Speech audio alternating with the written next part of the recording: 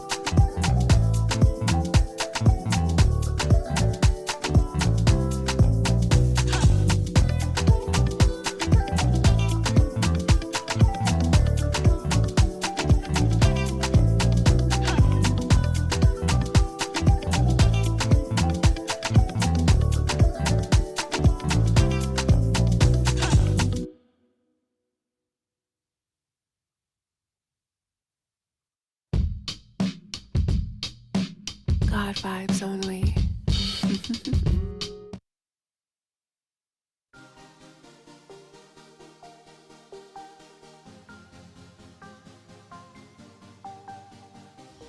This is Rico the producer.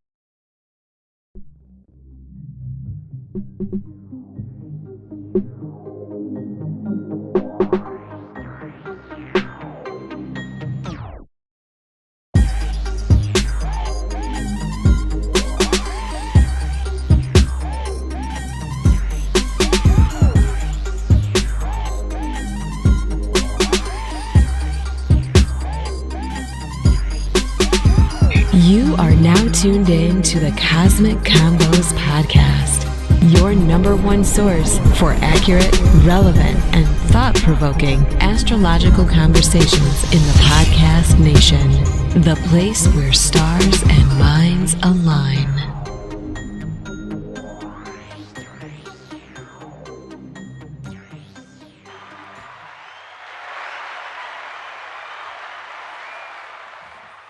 Peace. You're now tuned into the Cosmic Convos podcast. I'm your humble host, Harut, and I got my good brother here, Brother Ra. How you doing? Yo, unmute. Hutuapo Atef, doing fine on this fine Sunday. How about yourself, King? Doing pretty good, man. You know, Sunday is a good day for me, man. So I feel bright, fresh. You know what I'm saying? Ready to get at it. Yes, sir. Indeed. But before we get too far, I want to remind you all that this episode is brought to you by Push It Forward Media Group, Caliprucia Astrology, and our good people over there on Patreon. Big up to y'all or whatnot. And you know, before we get rolling too much, I want to make sure that you guys you remember to like and subscribe to this channel and hit that notification bell so you can know when we're live, you know, which is important because on days like this, where we're dropping an episode on our not scheduled day, we usually drop on Wednesday evenings, but, you know, we owed y'all episodes, so we got it in this weekend. So, you know, if you subscribe, you hit that notification bell, you'll get notified when this channel was going live with all the other podcasts or whatnot. But as far as being able to find us, you can find Push It Forward on Instagram at PUSHITFWD, on Instagram. And then you can follow us at Cosmic Convo on Instagram, at CosmicConvo on Instagram. From either one of those two outlets, you can find everything from charts, all of our contact information, everything like that to get at us. Brother Ra, how can the people get a hold of you? Right now, you can hit me up on kalaparusha@gmail.com or via Facebook or IG at Shechem Ra. Indeed. Nice and sweet. So nice and short, short and sweet. So, we're at season 4, episode 23 of Whatnot. Big up to us. We only got 2 more episodes, man, before we hit that 100 mark, that good milestone and whatnot. So we got some good shows rounding up this season or whatnot, with this, I mean, last episode was great. You understand what I'm saying? Last episode we did, man. We be getting a lot of good feedback from that, man. What about you, Rob? What you been getting from that episode? Yeah, same thing, brother. A lot of good feedback. Everybody enjoyed. We try to make it better and better and better as we go. Just keep y'all really informed and interested. So, hopefully, this season in and out, and even going into the next season, expect big things. Indeed, man. Yeah, I got a lot of work to do between here because I got to start chopping up these episodes because everybody, some people, they catch on to certain bits and pieces and then they go and watch the whole episode and stuff like that. It's just a lot of labor, that's really the only excuse. It's just it's a lot of work, chopping up these episodes and, putting them out and posting them and everything like that. So, but I'm definitely going to do that with these episodes, rounding it up. As far as that last episode though, man, a lot of people got a kick out of our Serena Williams segment. Yeah, that was live. You gotta chop and screw that one. Man.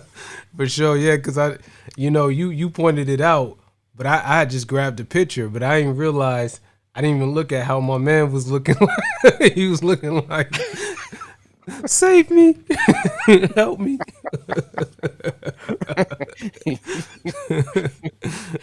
Yeah, he definitely looked like he had a battery in his back, didn't he?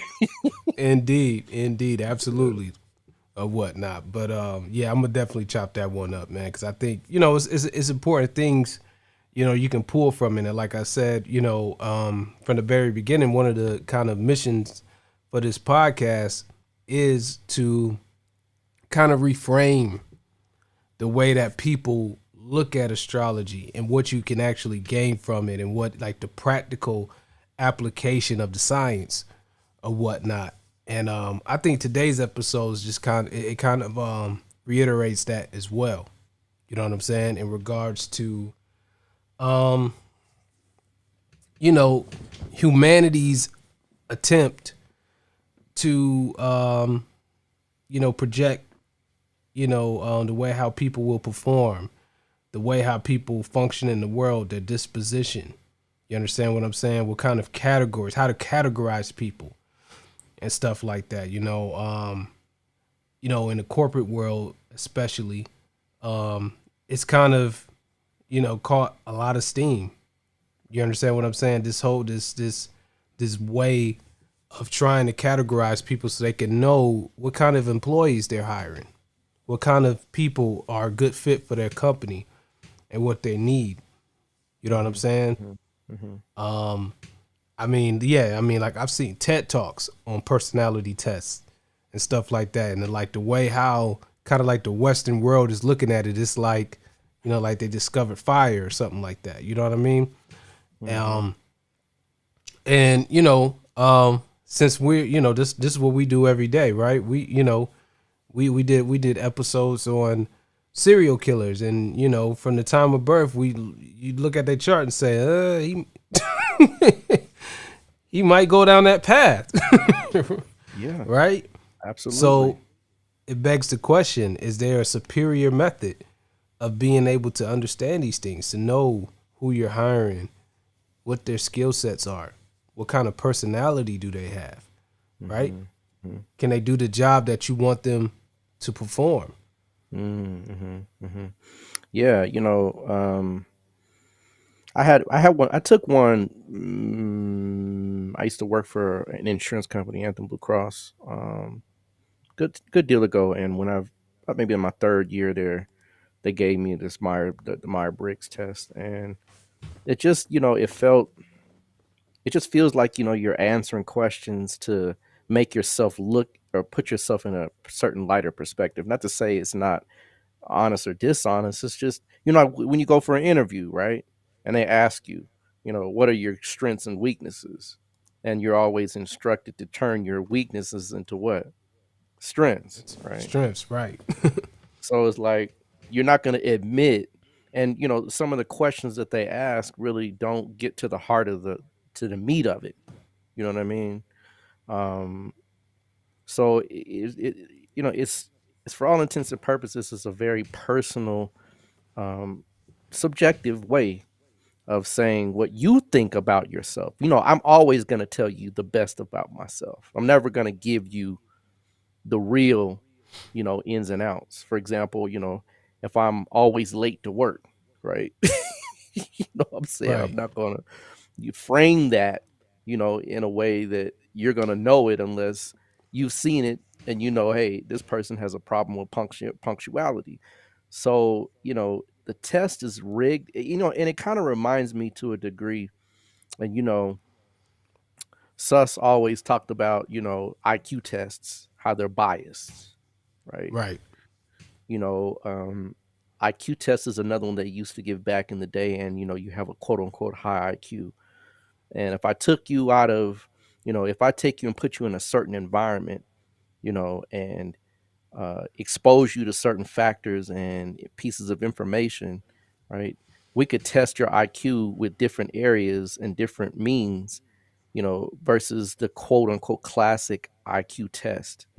How much right, information have you been? It's all about exposure. So these tests really come from a left brained and minuscule in that regard, even point of view. Even when you study cosmologics, right? When you study the tree of life, right?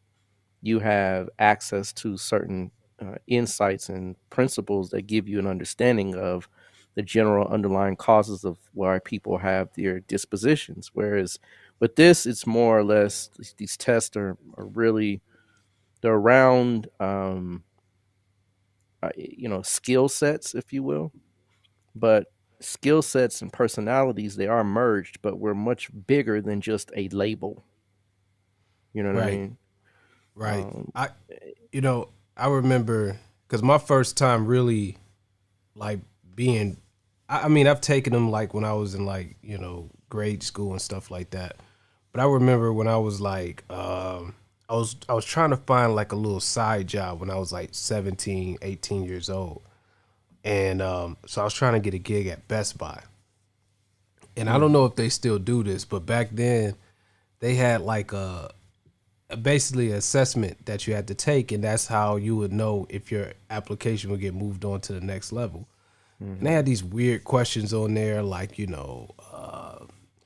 are you, do you like to be in large crowds? And, all of these different little questions. And,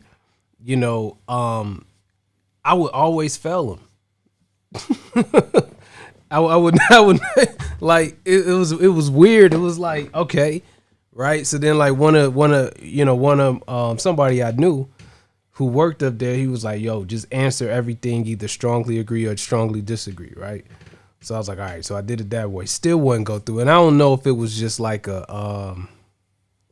like after you try it a certain amount of times or whatever, they just automatically just flag your app or whatever. But it was just a weird way of trying to filter applications. And it was just a Best Buy job. No disrespect to anybody who's working at Best Buy, but I mean, this was a side job that I was trying to get at the time or whatnot. I wasn't trying to break the bank with it or nothing like that. But you know, it just always stuck in my mind like this is a weird process. You understand what I'm saying? Because it's not, I mean, like I said, somebody told me like the science of how to pass it. If you know that, then is it really an accurate way to assess, you know, a potential employee. You understand what I'm saying? And Hmm. then after, living life and getting, exposed to this science, it's like, all right, whoa. You understand it? And matter of fact, man, when I was, just kind of in prep, real quick, I found this article. Um, Let me see. There we go. This article, right, on the Myers Briggs test, right, and and that's one of the more popular ones that's out there. You understand what I'm saying? So, it's what personality are you? How the Myers Briggs test took over the world. And I ain't gonna read the whole article. Y'all can go check it out.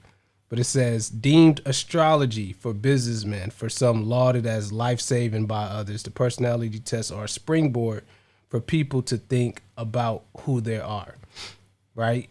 And a lot of people who are out there in the corporate world and stuff like that, man. I mean, like, these things are gaining more steam, gaining more legitimacy or whatnot. Like, what's your thoughts on just how they're being used right now, and just overall application? I know we're going to get into just the astrological aspect. We can blow that out the water, but just what do you think about why? You understand what I'm saying? The Yeah. Western world is gravitating towards this approach. Well, you know, as the Western world begins to move further towards the East, because we live on a round globe. I know flat earthers have your theories, right? Right. I get Right. it, right? Right. But for right now, the general consensus, scientifically speaking, is we're on a round globe. And as the globe spins, right, where one space ends up, you end up in another space on the opposite side. So at some point, and even becoming a global society, right, it's just a Right. cross pollination of cultures, ideations, religions, and thought processes, that it just is a matter of time until the West catches up with the East, right? And vice versa, the East catches up with the West, because both bring very fundamental pieces to the table as far as man's development. I don't want people to think that I'm all East and the West is all bad. There's some definitely things that the East can learn from the West as well. Right. Um, but when you begin to look at how things work, right? Man as a Western entity is beginning to understand that, when you have a large body of individuals called a corporation. The word Hmm. corporation comes from the word corporeal, right, or core. That's why, like, any kind of core is a body. And if you want a body to function as a viable whole, you have to understand that there's roles and there's functions, right? There's Right. there's things that have to happen in order for this vehicle that's taking you from A to Z. It has to have some fundamental pieces in place. If not, you're gonna fail, right? And that's just uh, they're beginning to catch up, right? To understand that not everybody can do everything, and this is, I mean, really, it's common sense. But you know, coming from a blind perspective, it leaves you at a disadvantage to try to figure out as you go which person or which individual would best fit those roles. Where now they're realizing, hey, you know what? Maybe there's some kind of way, quote unquote, we can figure out who does what better. And I Right. get it, right? It makes sense. It would be pertinent to their success if they were to examine, right, some type of litmus test to face an individual with, to get feedback on whether or not this person would be advantageous to add to the body. Right. So it makes sense, but what is missing is the fact that, when we come through the door, right, we are not a amalgamous organism. We're not just a cell, right? We are, and they try to even talk about now work-life balance, if you will, quote unquote, if that exists. I don't know if it does really, but they try to talk about this work-life balance where your work should be able to be balanced with the things that you have to do in a regular outside of work. And Right. you know, it's at a point where you're trying to do something that's already been done, right?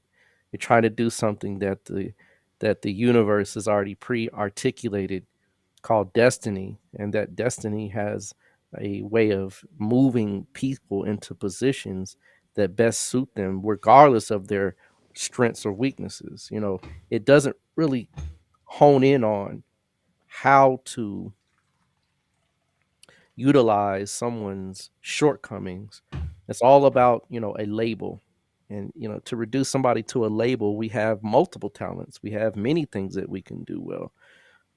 And so that's where I find it to be biased in that regard. It doesn't hold water to really understanding the individual as a whole. It's, you know, trying to compartmentalize something that is much vaster than, you know, the logician or the what's the other one, they have 16 personalities in this thing.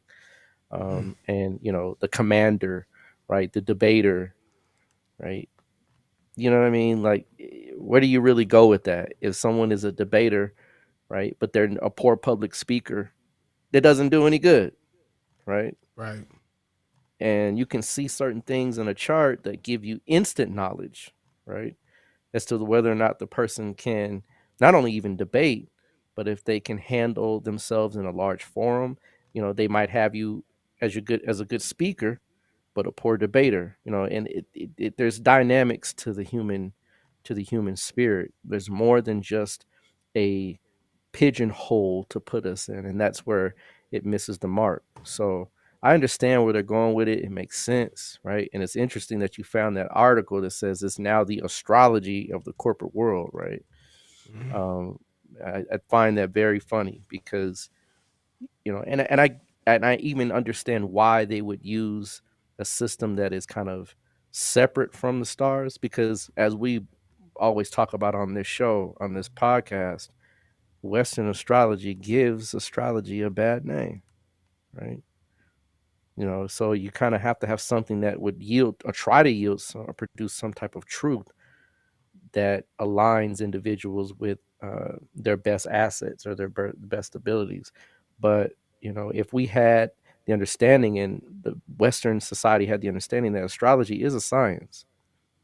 It is a science, folks. We do a lot of scientific analysis, a lot of work, a lot of case studies, you know, just like doctors, just like, you know, lawyers when they go do their research on cases to find, you know, what the precedent is or which law they can use to override this law. Astrology is the same way, right? If you're a real Right. astrologer, you know.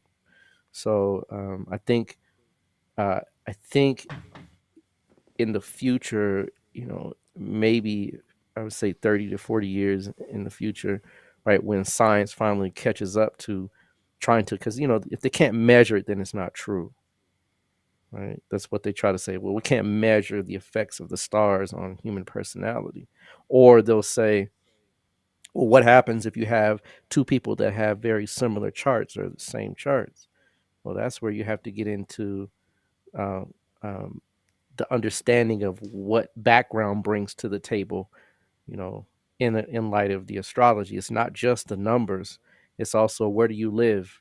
You know, if I have a person that has a chart out of India and I have a person a chart out of America, they're going to read very differently, Right. right? So, you Right. know, at some point, hopefully, you know, they'll catch up and realize that just because you can't necessarily measure, you know, the light coming from this particular point in space, and you don't have a machine to do that, you know, what machine do you have to measure these personality tests? You know, you don't. The None. only It's just data. It's just it will really require the same, not the same type of, but the way that they justify using the personality test for this. I mean, they could easily do the same thing for astrology in regards to, you know, looking at charts, looking at I mean, the same thing we do on this show or whatnot. Like like I have, you know, you got a bunch of charts in your database. I got a bunch of charts in my database as well. And we can run analytics You understand? I got different categories. I got a category for, people that's, engineers, people who are, wealthy, people are this, and you can see patterns. You understand what I'm saying? Amongst them, certain distributions, same thing they do with anything else or whatnot. But I think, one of the things is that, like you just pointed out, that Western astrology has given astrology such a bad name that it's not even looked at. It's overlooked, even though it's to me it's a far more superior tool. I mean, especially if you even broaden outside of even just with Jyotish, with Baza, and different things like that. You can know right off the back if this person is a productive. You understand? Would this be? Is this person a good employee, or is this person a good manager? You understand what I'm saying? Is this you could see these things very clearly, objectively, without them answering any questions about anything or whatnot. All you need is those times, the right accurate time of birth and all that stuff like that, and you can see everything that you need to see. Especially relative, especially if you fine tune it down to just a job. You understand what I'm saying? Or positioning and stuff like that. You can see it right off the bat if you know what you're looking at.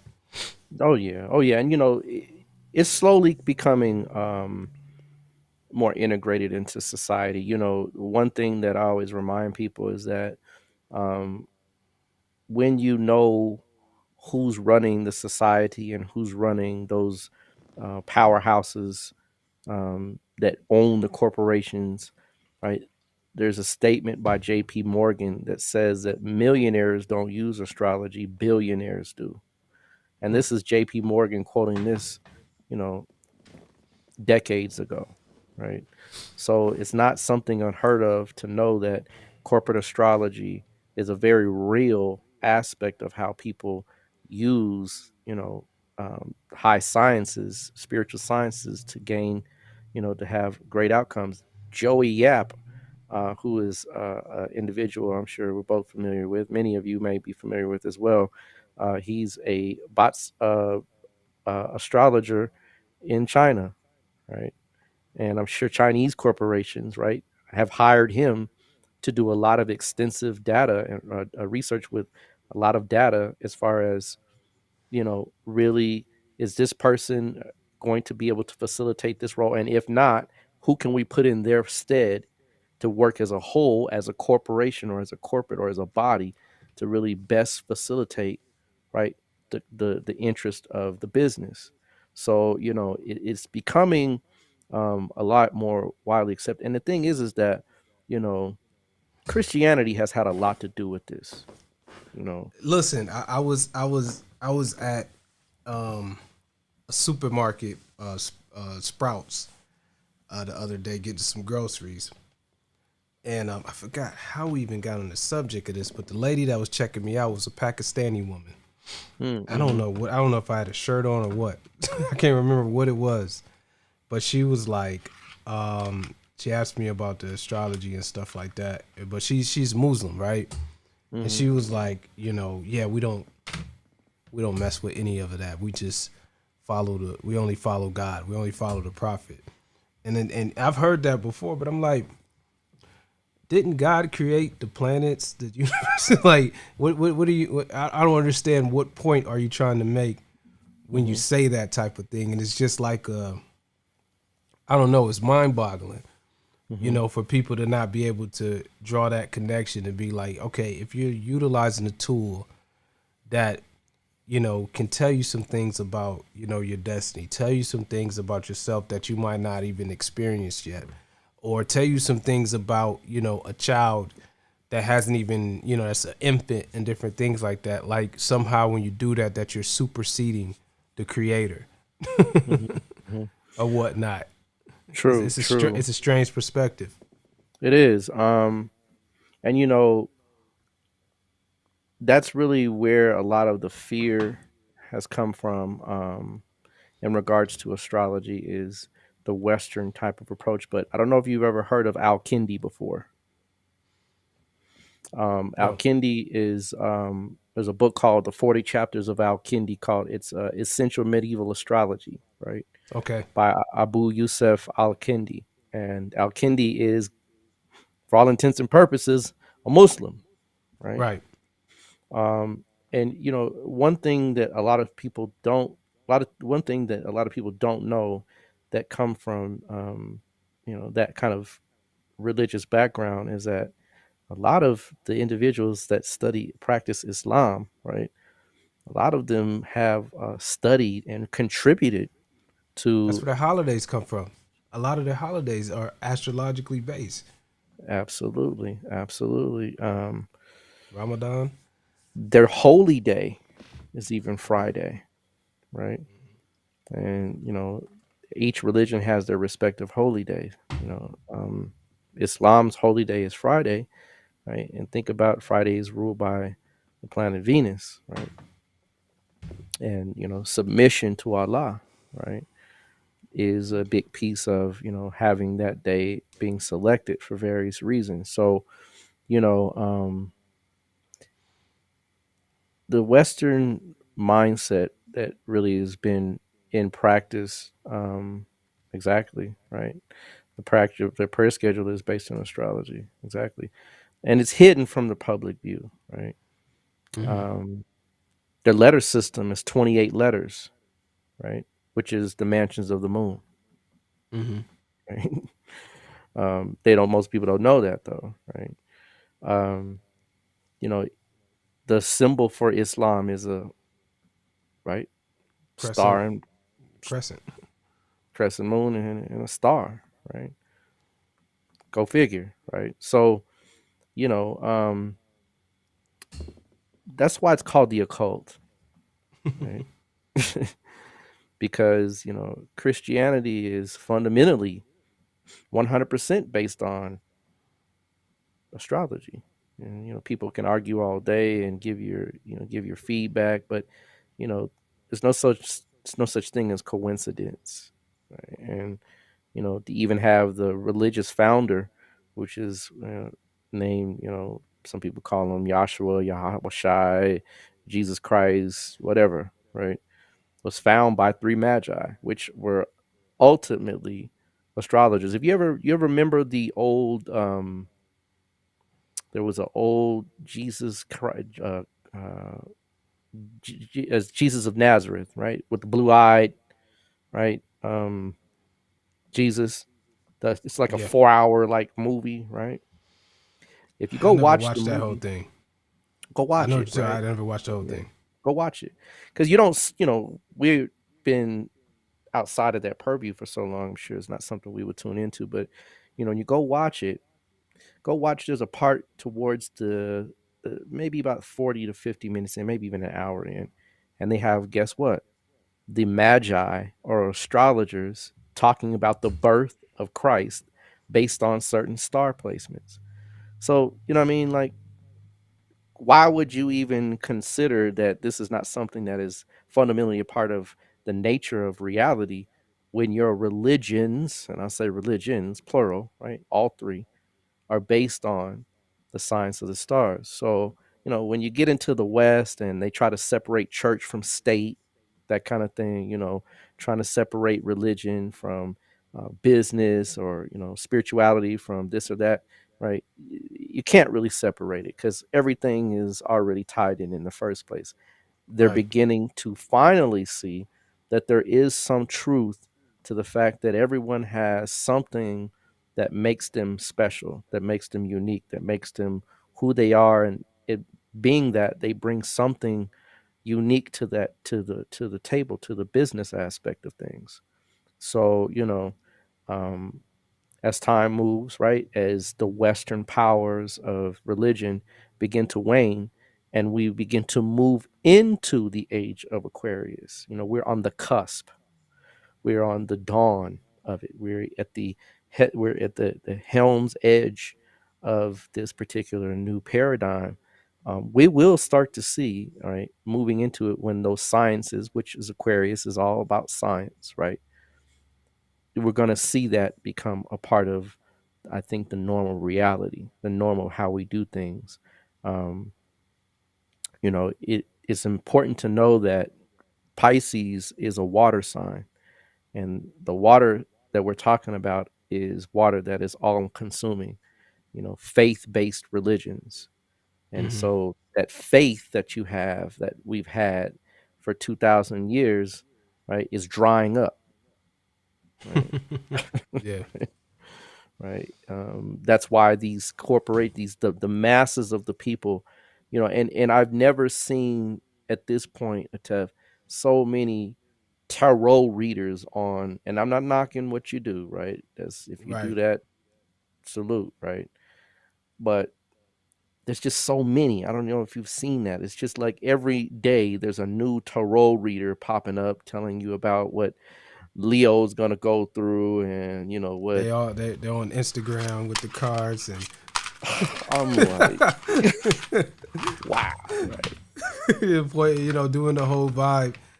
I mean, but it's definitely. I hear what you're saying for sure. That regardless of how legitimate each tarot reader is, or how if they're actually qualified to even be doing what they're doing, there's the masses of people they're more comfortable.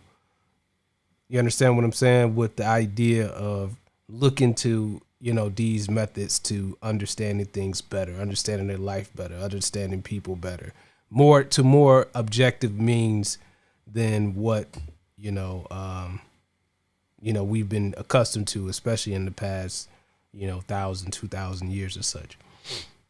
Definitely, definitely. And the thing is as we come out of this age of confusion, of disorientation, right?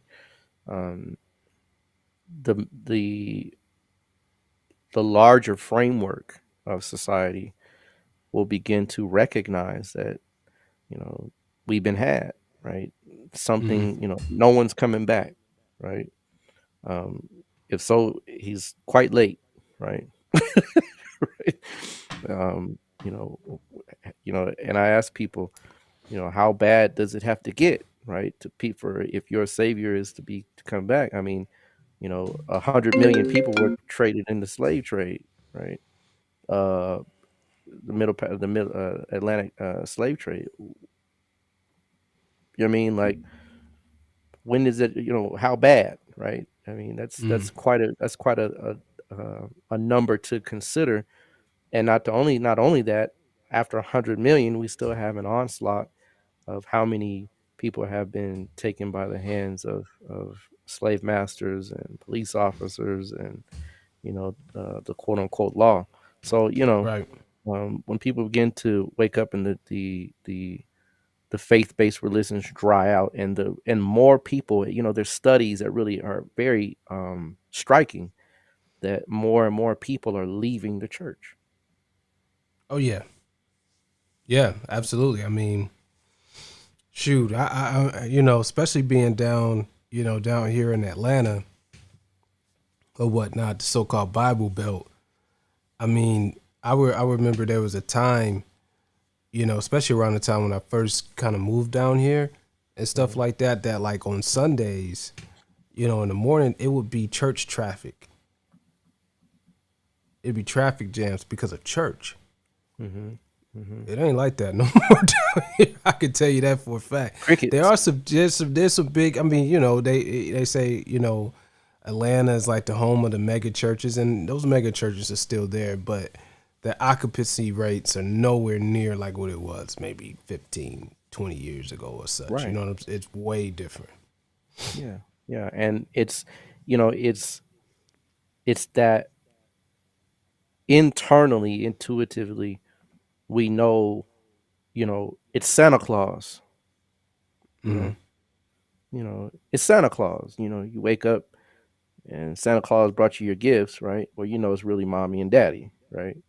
They Right. really brought you the gifts. It's that kind of intuitive understanding that, you know what, it's really me, right?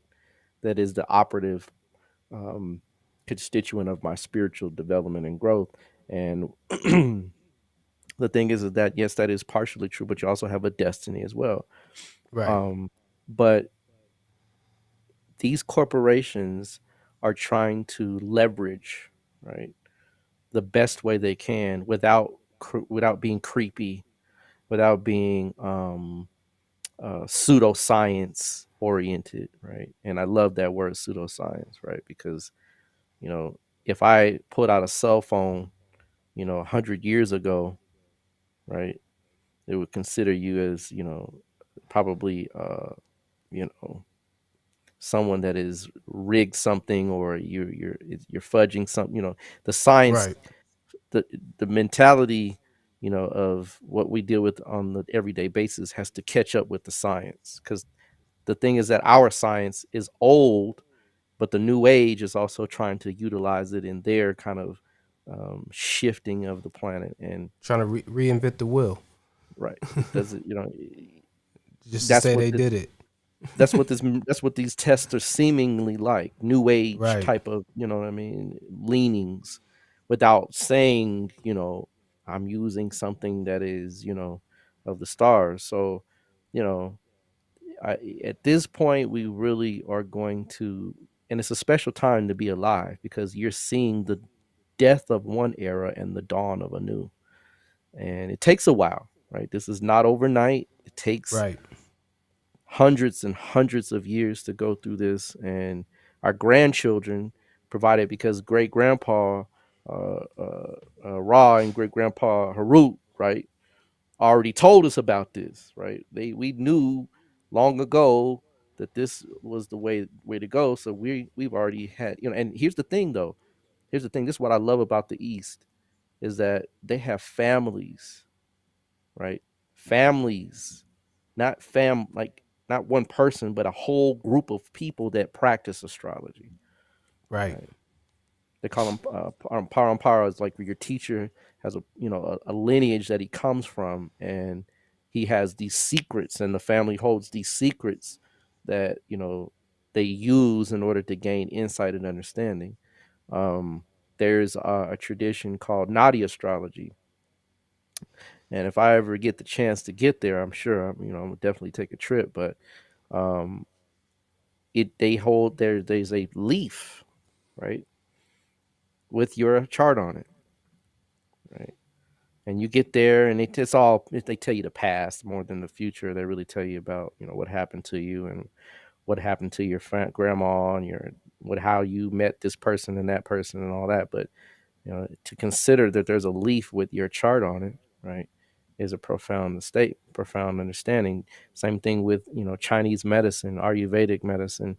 The West is finally realizing that these systems, right, they hold some truth.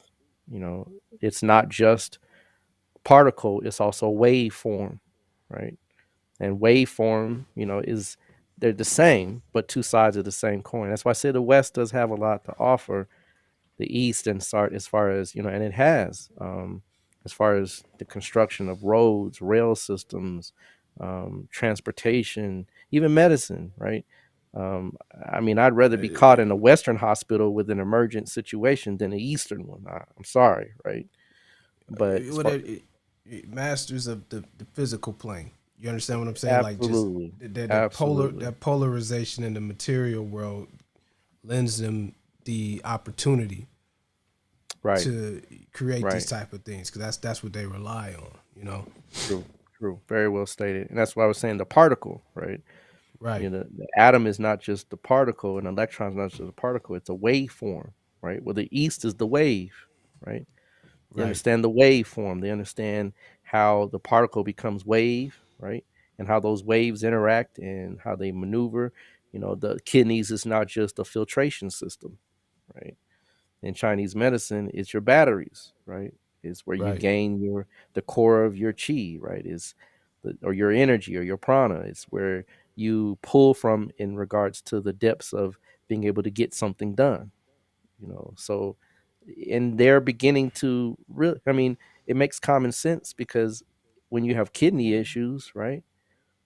The one thing that they also know is that you have erectile what, Dysfunction. Right. right? And if that power to procreate, which is the power of life, right, is not there, then you have higher rates of depression, higher rates Right. of heart disease, right? You have Right. higher rates of losing, you have more individuals that lose teeth. But guess what? In Chinese medicine, your kidneys is tied to the marrow of your bones, Right. right? Hair Also, loss. hair loss and brain function. Hmm. See what I mean? So they're beginning to catch up, because if you have short term memory problems, you have kidney problems, and literally kidney diabetes, right? Kidney issues, kidney disease has a literally a systemic connection to short term memory problems, right? Right. So, like I said, it's a slow process, right? They're beginning to catch up, but once they do, right, the two roads will meet, right? And I'm sure we won't be alive, but when they do, Western astrology will have to yield its powers to the Eastern or sidereal astrology so that it can be right and exact with what the heavens foretold. Well, So, foretell. I mean, but in the meantime, before it becomes, I guess mainstream or something like that, man, I think there's because this has always been something in I've had in my back pocket. You know what I'm saying? When I have the resources to actually develop it, but it's an opportunity there, right? You understand what I'm saying? Yes, Because sir. if these companies, these Fortune 500 companies and stuff like that, are using this method, you understand what I'm saying? But if you have competence to this or have access to somebody, you know, that has competence in this science, Mhm. puts you way ahead of the curve. You understand what I'm saying? Oh, I yeah. mean, because in my day situation, I've used, I've utilized it to hire people. You understand what Mm, I'm saying? mm-hmm, mm-hmm, Just off a date. You understand what I'm saying? mm-hmm, mm-hmm. Absolutely, And I yeah. and I have a good track record of hiring people. You That understand what I'm that's saying? They dope. they, they, they, That's they do dope. exactly what they're supposed to do. You understand what I'm saying? Because I know Mhm. what I'm getting or whatnot. Even like, I mean, I've utilized it in an experimental way of like, selecting contracts, different things like that. You know, Mhm. experienced people, years in the industry, you know, definitely masters of what they do. There's just things that, from just knowing this that I saw, boom, that they didn't see. You understand what I'm saying? Mhm. Or Mhm. whatnot. And Oh, it gives man. you Hey, brother, you're speaking to the choir, right? But it's so interesting when your supervisor or your manager becomes your client, right? hmm That's even better, right? Because guess what? They start hiring. Hey, can you tell me about? Yeah, I got you, right? yeah. Slide me that change, right? We need that, right?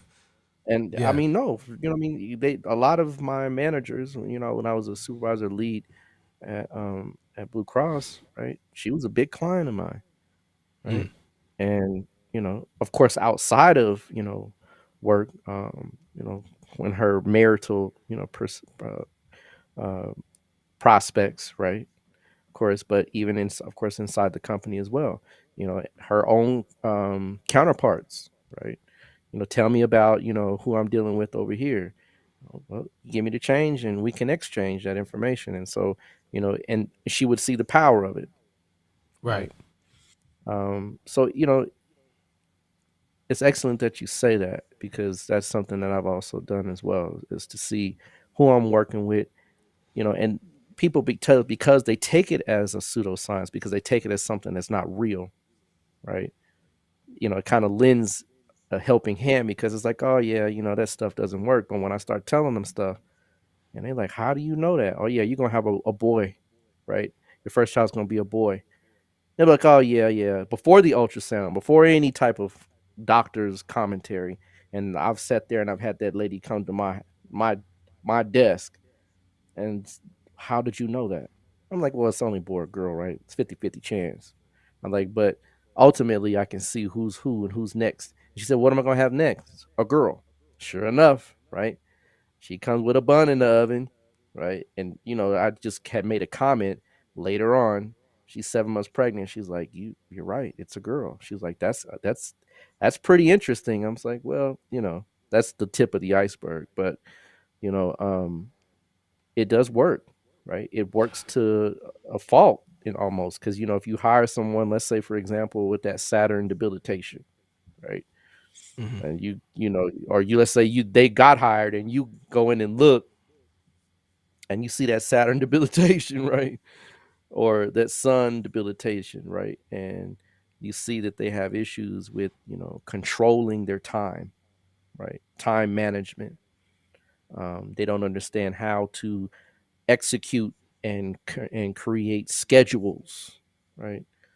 Those are the one of the key trademarks and um, factors that a Sun or a Saturn debilitation would bring, right? Not always, Right. because there's always something that can change or counter those things, Right. but in the grand tradition of things, right? When you see it, right, it's there. Or violence at work.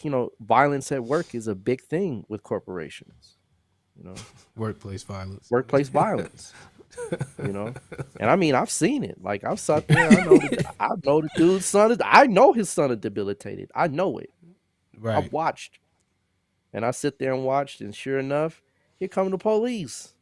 I'm like, I don't I'm know why like, that phrase is always funny to me. Workplace violence, like hey, I don't know why it's a funny. It just sounds like like you like getting the beat up at workplace is work, the man. only place excluded from violence, right? Like You getting beat up there's no at work. violence here, right? Like no, it's suspect too, right? The violence is the Right. world round, Right. but definitely interesting to see, right? These things play out to a T, Yeah. right? I mean, the scenario was sitting there, and I'm in my cube in the back, right, overlooking everybody, and I know his birthday. It was in early November, I remember, right? And I'm watching, and he's having a dialogue with this female, right, with a female coworker. And next thing you know, he stands up, blah blah blah blah blah blah blah blah, blah. And all the things I can remember is, man, she tapped his wheel. She tapped that weak. She started pushing those weak wheel buttons, and sure enough, I mean, he's about to go to blows with her. And here come the police, and I'm like, man, if y'all only knew, right? If you'd have known what I know, right? You wouldn't have hired him, right? So, it's just it goes so deep, like you said, when you utilize it from a perspective because they don't know, but we know it works 100%, right? It's infallible. That's what I tell my students. You could write a check with what I give you. Right. Right. And I mean, I've heard people like, very prominent people like, man, I took this personality test and it changed my life. And I'm like, that's interesting that you got that much from that. But if, Wow. you know what I'm saying? Like, but if I mean, you went, you talked to a competent astrologer. Imagine what type of, what would that impact be? Oh man. And people out there that because you say, well, why do you charge so much, right? Ask any one You, of my clients that has had the experience, and they will tell you every penny is worth it. Right? dude, listen, even outside of, we're just talking about astrology, but even when you talk about, you know, the oracles, the I Ching, all that stuff like that, Eva, people, I mean, there are whole movies and people like, you know, traverse the whole globe and spend their whole lives trying to find the Trying to find information this stuff. Yeah. Yeah. that's right here. Yeah. Yeah. Spend thousands, if not maybe even hundreds of thousands, hours upon hours, years, like you said, trying to uncover the secrets, right? That are, for all intents and purposes in your backyard. But um because it's kind of funny. You see the old cliche movie, the white guy is going to Asia and he's at the master's feet and getting hit with the whip or the stick and trying to learn these secrets and all that. When I mean, hey, I mean, it's there for the taking. But What was it, Indiana Jones? Where oh man, yeah, right. right? And it's an act of thievery if you really look at it from that perspective, right? Because you're hijacking someone's tomb, a gravestone. If we went to a grave, that called it. That if we went to a grave right now, open the casket up, and start taking all the jewels and gems off people that are buried in the cemetery, you go to jail, right? Right. Right. So it's the same thing, right? King Tut, his tomb was robbed, and they thinking that, oh, I own this and it's in this museum for you to see. Well, you basically are reaping every time you go to a museum, you got to pay money, right, to go see it. So it's grave robbery at its best. But you know, um, with this whole personality test thing, um, it's interesting because it's limited. It's truly, truly, truly, truly limited. Um, you know, Astrology that we have at our disposal, just in the Jyotish side, um, they give you. And here's the other thing, folks. It's not just that. You have. There's a book called Multiple Intelligences, Hmm. right? And that's another similar, in fact, almost probably combined with the Myers Briggs process, right?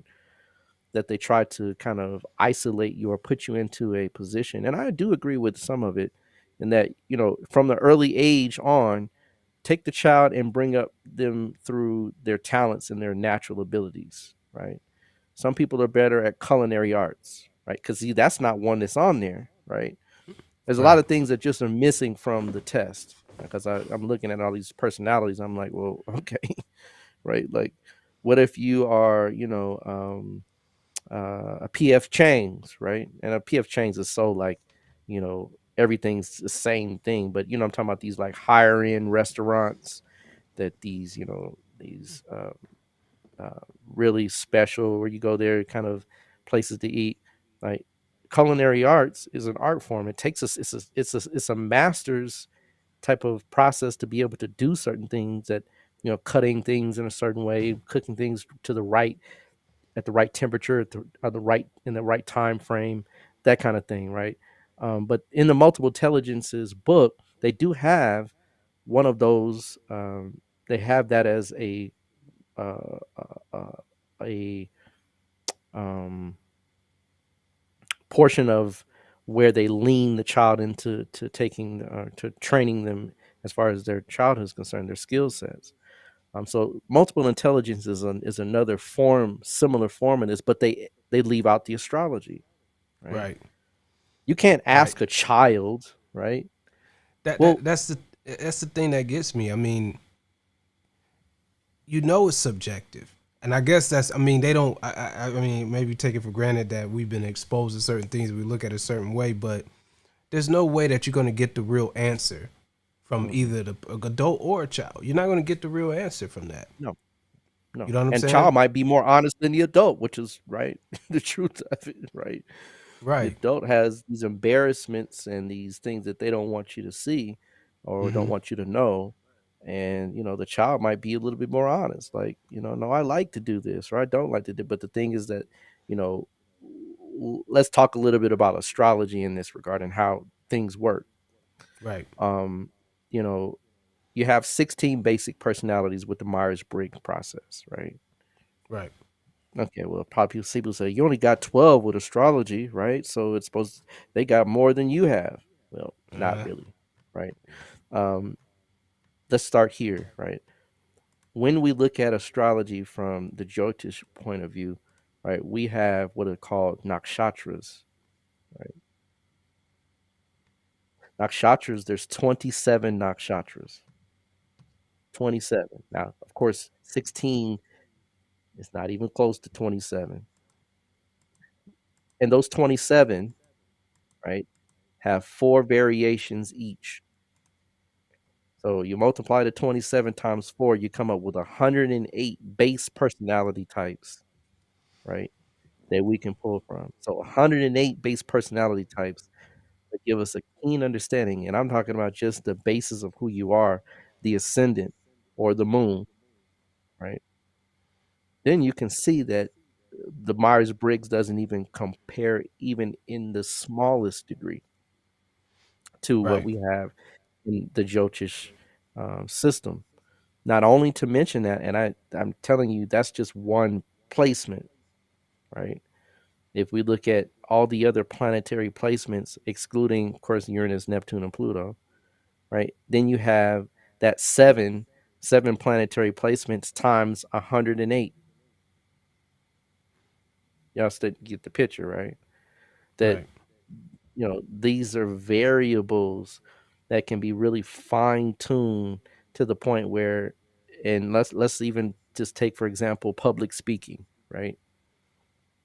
Let's say you're hiring someone to do a job for public speaking, that you need someone as a PR, right, manager, a PR spokesperson, right? If you have Saturn and Sun conjoined, right, in Earth signs, typically, right, Taurus or Virgo, the person's not a great spokesperson in the grand scheme of things. They don't like to be in the limelight. They have what you consider one of the fears, which is Saturn, of public speaking. That's one of the major fears, right, that people have. So, you know, go figure, right? That person, now, you don't know that until you actually do intense research and do those statistical studies to see, right, that hey, this person doesn't do well with public speaking. Right. So, that's just one small kind of piece of the puzzle. And the thing is that this can be used not just in business, right, in corporate America, but you could use it in sports, right? Absolutely. Listen, I don't even. I think I even talked to you about this before, man. Maybe a little while ago. But I got a crazy idea, man. I don't even want to say it on the podcast. It's so crazy in that regard with the sports thing. um, there is a fella, and help me out with his name. I do have some of his information. And he used Western astrology too. Hmm. What is the guy's name? He did a statistical study. Um, I could probably go grab it, but I don't, want to go travel all the way across the library to find it. Um, uh, he did statistical studies to show that uh, the astrology, right, does hold some validity, and he started off with a skeptical um, approach. Hmm. I know you know what I'm talking about, right? I can't remember his name, but I know who you're talking about. Right. He's wrote a couple of books on it, right? I think it's called Cosmic Types or Cosmic Archetypes, something like that, right? Hmm. Um, and he showed,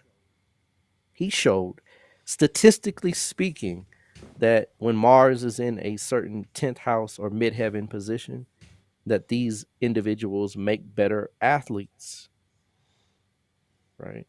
So, you know, it's not that the West hasn't necessarily known these things. It's just still part of the undertow, right? Or the kind of the back end of things.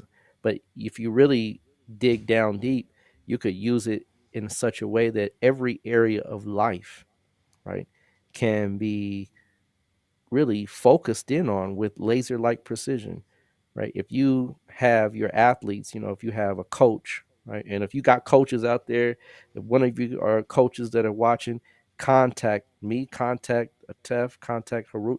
We can definitely show you, right, who your star players are, right?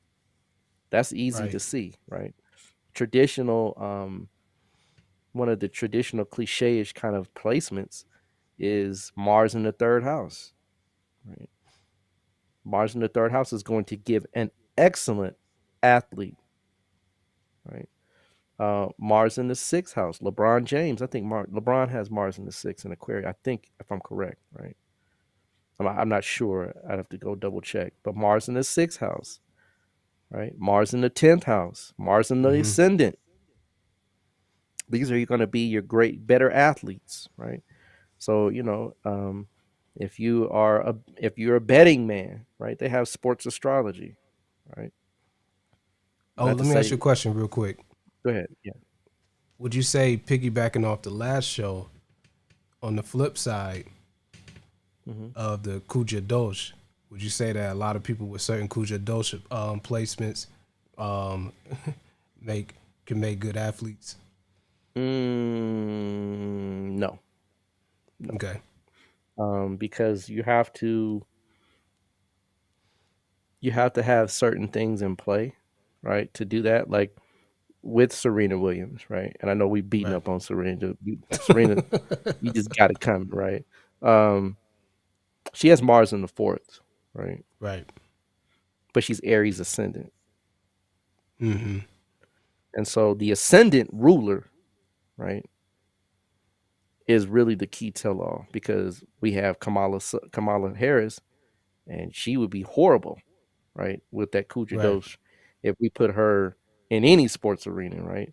She get hit, Right. she'll fold like a you know like a a leaf, right? So, Right. it's not just that, but Kujadosh does give some indication of um and the thing about it is that with Serena, right, she has Moon, I believe, in the fifth in Leo, right?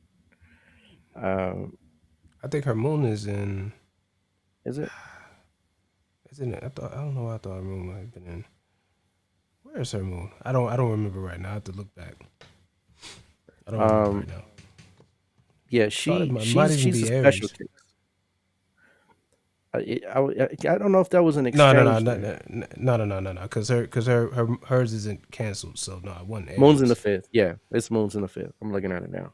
Yeah, Okay. Moon's in the fifth.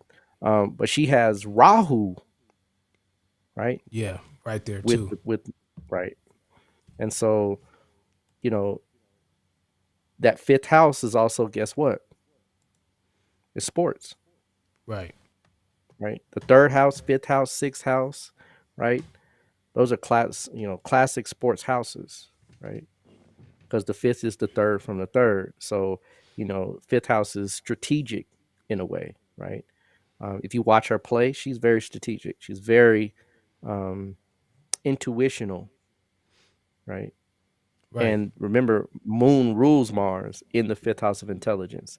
So that's where she gets a lot of her powers from. But Kuja Dosh wouldn't necessarily be a good way to gauge that, Not right? like direct, but certain Not like direct. a You yeah. just know that they have a fiery spirit. Yes, Right. absolutely, right. They have more of a tint of the redness to them. Their aura would come out a lot, stronger in the sense of that martial energy. But um, you know, doctors, right? Mm-hmm. You look to the sixth house, right? You look to the sun, look to the sixth lord. Those your classic doctors, right? To find out the healing aspect, if the person can do well in healing, not just in the sense of being able to tell someone if they're sick, but know intuitively, right, whether or not that person is going to be able to reach the end goal of the end of their illness or their ailments. So, and the caring, the service that's behind being a doctor, those are things that we look for. We can see clearly in a chart without any intrepidation. Or you could Um, you could see like a general practitioner versus a surgeon. Absolutely, Yeah. absolutely. You're absolutely right on, right? Or even specialists, right? Right. With regards to oncology, right? Gynecology, right? You would see a sixth house, seventh house, or sixth house, eighth house type thing going, right? The 12th house is also good for people that are in the healthcare field, right? 12th house is excellent because that's where you deal in health, right? Is the 12th house, is hospitals and things like that. So, the science is vast in its applications. I mean, once you begin to do the studies and the research and the case studies, you can see clearly over and over and over the patterns that are repeatedly there, you know, Mm-hmm. without a doubt. Lawyers, right? Saturn in the 10th, classic lawyers placement, right? Because they love the law. They love to study. Saturn is the law. Jupiter is one side of the law, but Saturn is actually quote unquote the classic planet of the law. That's why you see the judges, they wear black, right? That's why lawyers don't come in with big red ties and big blue suits, right? I'm sure they can't have you have some that do that, exceptions to the rule, but for the most part, one of those serious hardcore lawyer types, they wear darker colors, right? Right. So you can see it, right? It's there, it's written, and everybody comes with something. No one is left giftless on this planet. No one is left without talents. But a lot of times, the other side of the equation is just because you have talents, if you don't have the discipline to implement those talents, that's where the failure comes into play. Right? Right. And a weakened Saturn, because look, Serena has Mars debilitated, Mm-hmm. right? And Mars is the planet of discipline, but so is Saturn, right? Saturn is the discipline that takes you over, right? Years and years and years and years and years to get to the high level of being a judge, to get to the high level of being um, higher in ranking in certain offices, because Saturn is time. And to have that endurance, Saturn gives that endurance. So if you're hiring someone and you know that they have a weakened Saturn, and I always put the Saturn, because Saturn is the quintessential planet for career. That's what we look for to see if you really are going to make it, right? Mm-hmm. If you have a lot of talent and a lot of ability, you'll see the talent, right? But talent is only one piece of the puzzle. Overnight successes aren't overnight. They're disciplined, and they're continuous processes that they have to implement over given periods to get to that stardom level, to get to the fame, to get to the recognition. So, if you see someone with a sabotaged moon with Saturn, right? Their fear factor is going to inhibit them from really being able to get the job done, because one of the things that Saturn can do with that moon that's compromised can give recriminations or doubt. Mm-hmm. See, the Myers-Briggs can't calculate that, right? No. It can't fold in, hey, you know what? Maybe this isn't, the person for us, because that Saturn and Moon, or whatever of the 16 personality types, it doesn't have one that says failure, right? Or or impatience, right? Or um and they try to say, well, it kind of does, because you have one personality type that does this, but again, those are talents. Right. Those are skill sets. We all have some type of talent, right? Even a dog can have talents, right?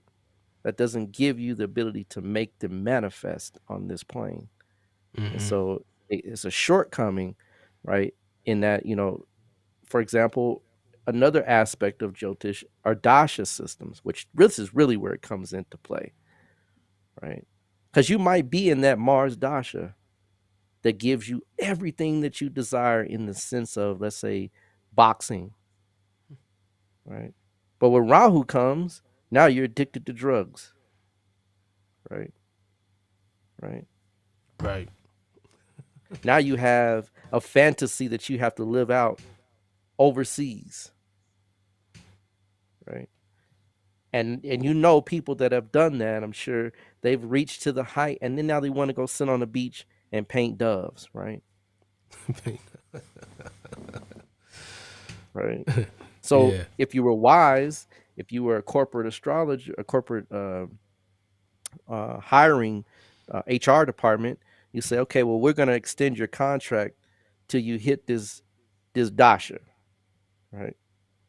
And hit the dasha, right? We can renegotiate, right, the contract, and see Cause if you, you'd like to continue. You see what I mean? Like, yeah, cause you're gonna get antsy around this time. You're gonna oh, you're wanna. gonna have a whole lot of things happen, right? Right. Right. Or let's say you're gonna Yeah. hit a K2 dasha, and you're numb, right? You've given up on the external avenues of life. Now it's internalized Right. processes, right? Right. You see what I mean? Like, so it's not just the planetary placements, folks. That's just one aspect. Transits, right? Mm-hmm. Transits moving through the heavens, right? So let's say, you know, You got a great employee. They're one of the best executives that you've got, right? But guess what? Saturn's hitting K2 in the seventh house, right? Their performance is going to diminish, right? Because seventh house is business, right? Their deal making capacity is going to be tested at the time, right? Right. You might want to go to Africa for a while. True. Right. Right. Seventh house Saturn transit, and it's debilitated, right? Libra Right. ascendant. They're not going to have the same wherewithal because their life is going to go through dramatic changes for the next 2.5 years, right? They might not have the wherewithal to withstand high pressure, high power business meetings. So they fold, right? They give in. They're shortchanged.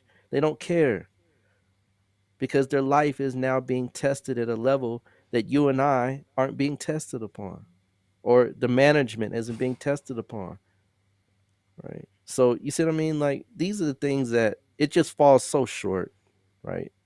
And being able to utilize a profound, deep, arcane science that can really just tell you exactly what you got on your hands here. And it Right. doesn't mean you can't even hire them. You just hire them within the context. And I do have people, clients that I do some corporate astrology for, right? I had more back in the day, but since COVID hit, my gosh, right? That just, you know, nullified a lot of my client base in that regard. So I have a few that still are around, but, and I'm sure as 2023 approaches, right, it will pick up more in that regard. But nonetheless, right, um, you can use this science, right, to really forecast, to really give insight on what to do, when to do, and how to do it, and with whom to do it with. Right? It just fails in comparison to the applications that Jyotish provides. Now, there's a whole chart that we look at, people, called the Dashamsha or the D10, that we can Right. see whether or not you're going to do well in business, right? Right. We have a whole chart for it, not just the chart, the main chart, but we have an isolated, specific chart that cuts each of those houses, each of the signs, into 3-degree portions. And we take those 3 degrees, the planet is placed in that 3 degrees, and we transport it over to the new chart to see how that person's going to do in the scheme of the limelight of the world in the 10th house area. So it is far reaching in what we have to offer. But again, the West is slow, right, to catch up. Those at least that are on the side that they don't that they you don't know of. There's some that you don't know about that use it, right? The higher ups, right? The ones that really make the power moves, that make the decisions, but the average corporate process doesn't just it can't include it because then, what would you do if you're what would you do, right? Anybody, what would you do if you walk into right a job and they say, give us your date, time, and place of birth? Right, right. That will blow your mind, right? They said, well, we'll get back to you, right? You can submit your Well, you do. resume. You do give it to them, right, on your application most of the time. Why don't you give me your Or time you of birth, not right? the time, but Right. everything else. Everything else would Date probably and be. place. Well, not even the place, right? A lot have place of birth. Do they? Yeah. It's possible, right? I've never filled out one because I would ask, like, well, what you need to know where I'm born for, like that, like, but you know what I mean. Um, it would be interesting, right, as an approach to, you submit your resume, right, but we also need your real resume, right? To see what's going to happen when we hire you, how long you're going to be good for, whether or not you can complete the tasks, and whether or not we can use you right in a long-term scale of things. So, it just the science when you understand how deep it is, right? It when you look at these personality tests, and the thing is that I've even seen it to where I think they talk about how they can help in relationships, right? Have you seen that? Have you seen that part of it, like on the page? Right. Yeah. Yeah. Yeah. Yeah. Yeah. They talk about how they can help in relationships, right? I beg to differ, right? Right, because you know you can try to convey that idea, but in reality, it's doubtful. I don't think that they can really see, whether or not you're going to be great in the bed, right? I don't think I you can mean, ask a question.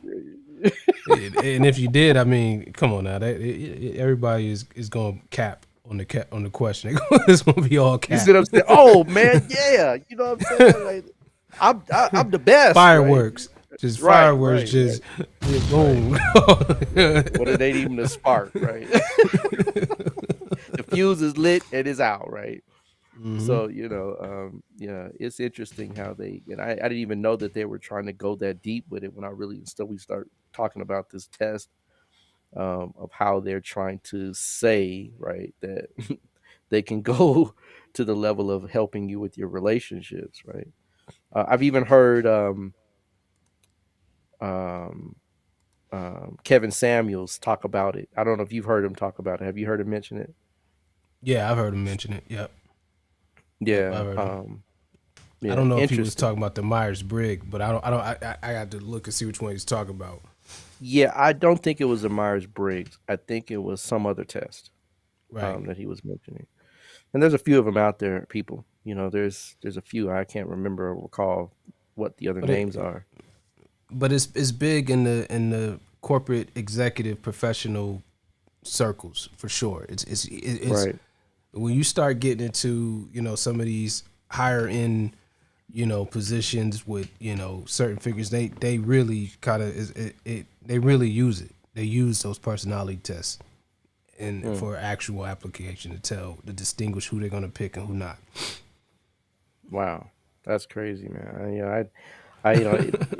It's so interesting that they would try to use something that's so limited, and hold on to, like, you said you were a legit a creative person, right? Now you're not creating. Well, I'm going through a divorce. You know what I mean? Like, my mama just Yeah. died. You know what I mean? You know what I mean? Like, you know what I mean? Like, it's just, come on. It's Right. interesting. Right. It's interesting. Or you're a commander. Like, I saw that you're a commander. You're not Hmm. commanding. Well, you know what I mean? Like, maybe I'm having kidney problems, Hmm. right? Which Batsa can see, right? And so can, Right. Jyotish as well, right? So, you know, i- just it's interesting how it's very limited.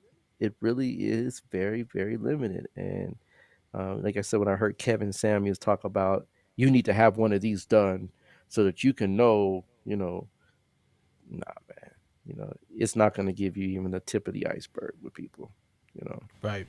But I mean, like I said, just as far as just what we're talking about, most people don't know. True. They don't understand. They don't know this about. They look at astrology as spookism. Hmm. As a I mean, as whatever. So I think one of the things as we go on with the show, as we grow, get more listeners, get more known and everything like that, people will start to see like, hold up, man, we've been sleeping on this, man. We've been sleeping on this super hard or whatnot because there's so many, what I mean? Like just going through all of our episodes, looking at all the things that's been broken down, you know, Yeah, undeniable. I agree. I definitely agree. And, the more Jyotish is becoming more popular, I'd have to say.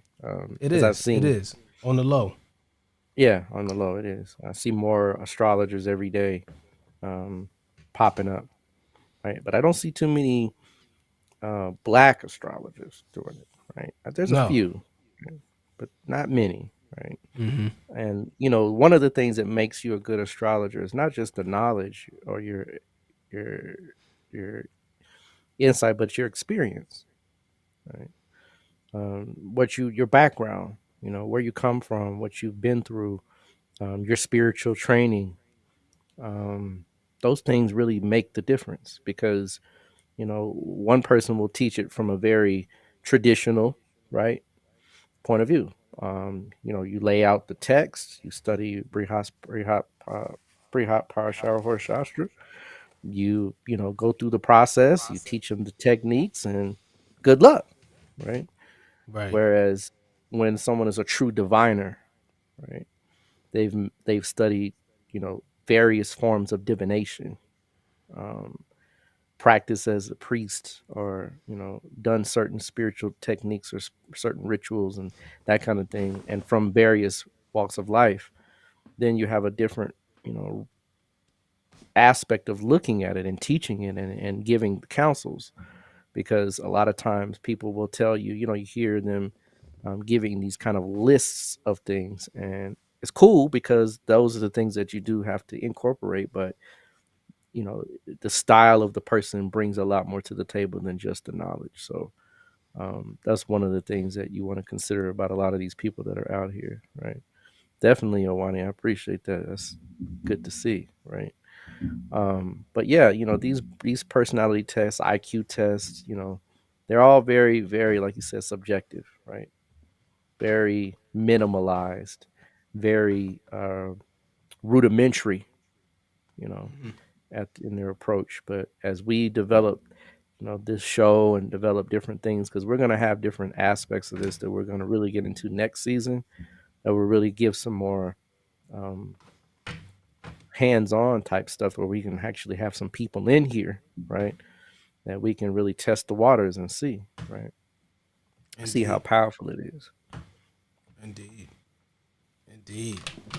Well, with that being said, man, I think we could probably even slice this up in another part of whatnot, man, because there's some other elements and different things like that we might not touched on that much in this episode. But I think, this is definitely a good topic, especially with the rise of interest of people seeking to find. I mean, even just on Facebook, right, or Instagram and stuff, you see these little quizzes, personality quizzes. Which character from Batman are you in? Oh, Which man. Avenger? Which Avenger are you most like? All this Right, stuff. right, right, right. People are interested, or always have been probably interested in, knowing something about themselves. But you know, like I said, as we grow and as we, our influence grows and stuff like that, we can, bring a whole different paradigm into this whole lexicon or whatnot. You know what I'm saying? And, kind of, I mean, I think it would impact the way, shoot, I mean, just life in general or whatnot. No doubt. No doubt. Indeed. Indeed. Well, shoot, with that being said, thank you all for tuning in. This was season 4, episode 23 or whatnot. We'll be back this Wednesday for sure with episode 24. We almost getting to the end of this season or whatnot. I want to thank you all for tuning in. Big up to everybody who's out here checking this out live, man. Shout out to y'all or whatnot. Thank you for your input. Thank you for hanging out with us this Sunday evening or whatnot. And big up to our Patreons out there or whatnot. Rod, you got anything you want to say to the people before we clock out? Nah, just tune in Wednesday. Indeed. So thank you all for tuning in. We'll be back Wednesday with another great episode. And we are out. Peace.